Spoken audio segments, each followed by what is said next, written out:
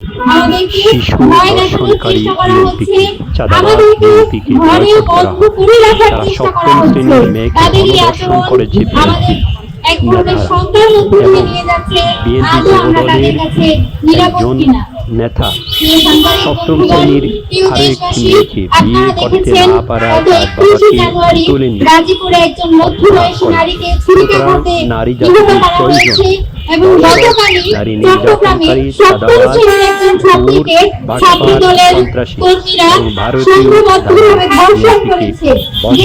বিএনপিকে বাংলাদেশে বিএনপিকে বয়কট করা রাজনৈতিক দলের ছাত্র সংগঠনের জনশক্তিরা যখন এবং লজ্জাজনক কাজের সাথে জড়িত থাকে, একজন ছোট শিশুকে তারা যখন গণধর্ষণ করে, তখন তা পুরো নারী জাতির জন্য লজ্জা, তখন পুরো রাজনৈতিক দলের জন্য লজ্জা।